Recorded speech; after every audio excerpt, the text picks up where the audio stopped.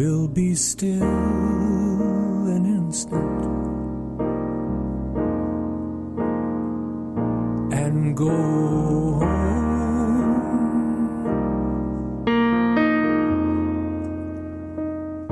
I will be still an instant. As we walk through this world, what we see is a reflection of our minds.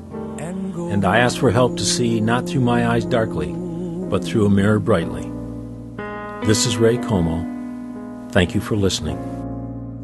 My kingdom is not of this world. Today I'm going to read a blog I posted on February 5th, 2011, entitled, "When you stop by the lovely, dark, and deep woods, really stop." It is most appropriate sitting here on my couch next to the wood-burning stove, looking out of the window on a snowy evening in late January, the snowflakes slanting at an angle blown by a strong wind, to take another look at a poem by Robert Frost, Stopping by Woods on a Snowy Evening. Whose woods these are, I think I know. His house is in the village, though. He will not see me stopping here to watch his woods fill up with snow. My little horse must think it queer to stop without a farmhouse near, between the woods and frozen lake, the darkest evening of the year. He gives his harness bells a shake to ask if there's some mistake. The only other sound's the sweep of easy wind and downy flake.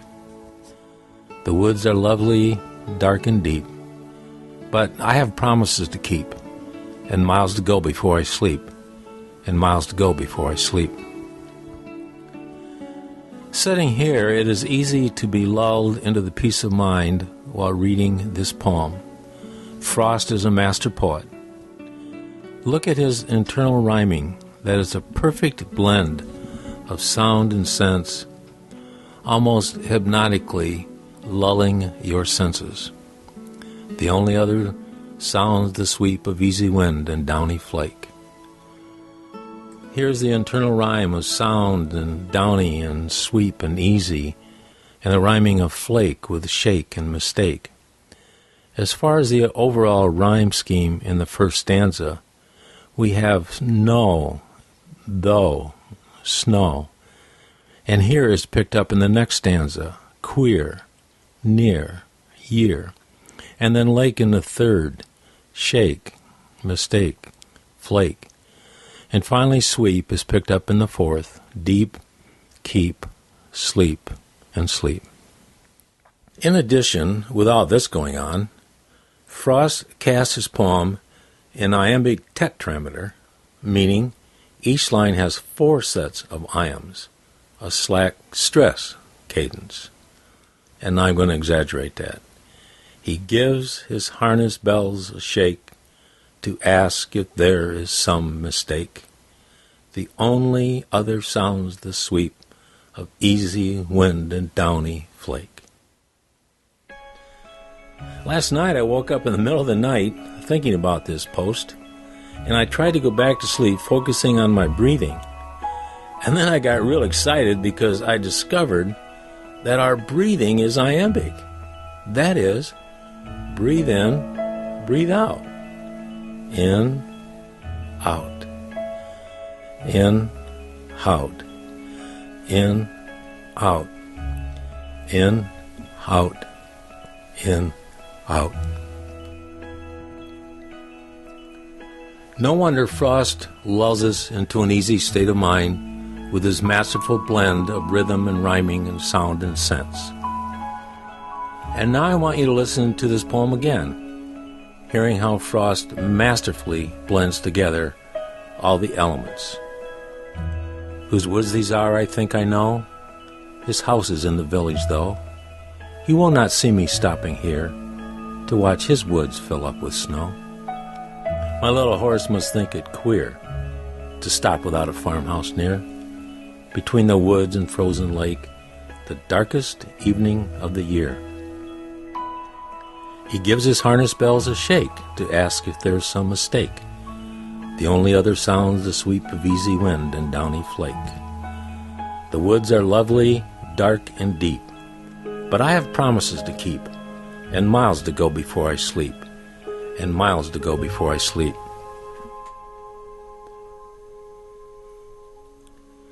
Now, to contrast my peaceful state of mind with the mind of the narrator, I want to point out that in the last stanza, he will not permit himself to stop and sit there, idly, peacefully, still. It is as if he's hearing his parents say to him, as they probably did when he was a child, "Don't just sit there, do something." Rather than saying to himself, "Don't just do something, sit here," he forces himself to move on, tempted by his thoughts, his promises that he must keep. Frost does not elaborate on these, but we can imagine his sense of obligations to family and friends and his job, his goals and aspirations and his worldly responsibilities. His life is ahead of him. He has too far to go, too many miles to travel before he sleeps, too much to do before he dies.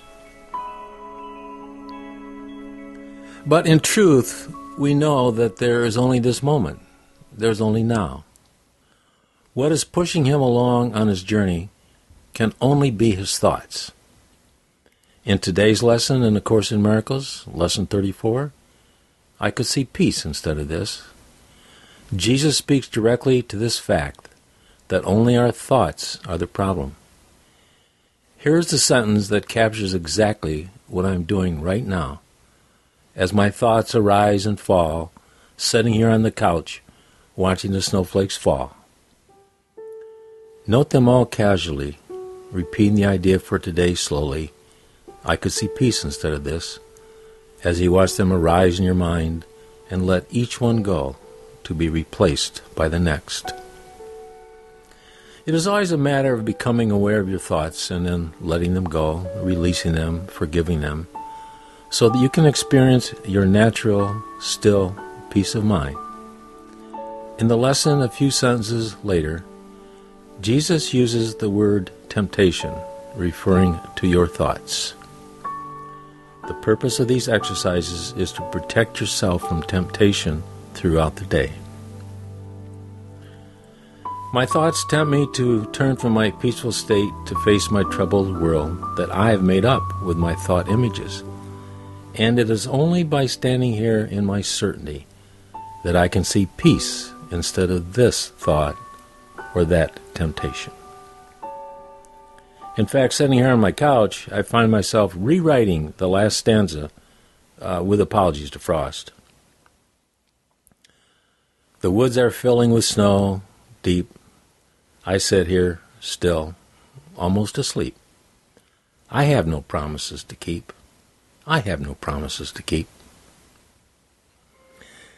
In addition, I asked a young friend of mine, Veronica Mejia, to practice writing the last stanza as well. She's a young woman, 16, from Cali, Colombia, South America, who is transforming through A Course in Miracles, and I am tutoring her in literature in preparation for college. And here is her last stanza. Nature at peace calls me with ease. I enter to find God waiting for me. And in a holy instant I join him. And in a holy instant I join him. Magnifico! And now here is a passage from Jesus, Lesson 182. I will be still an instant and go home.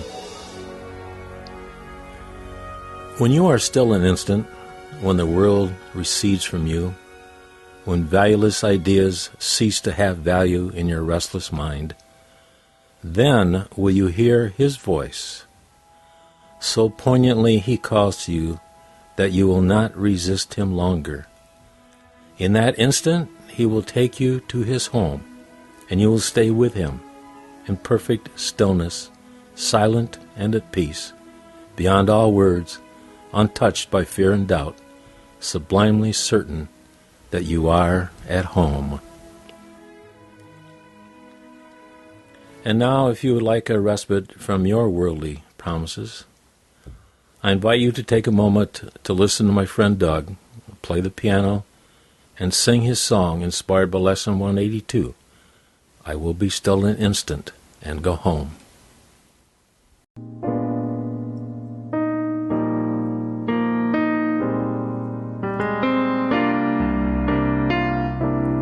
I will be still an instant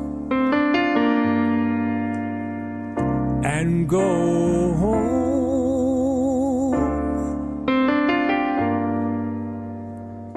I will be still an instant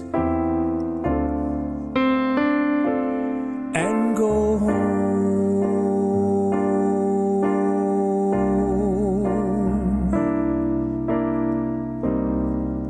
My kingdom is not of this world. This is not where I belong. I will be still an instant and go.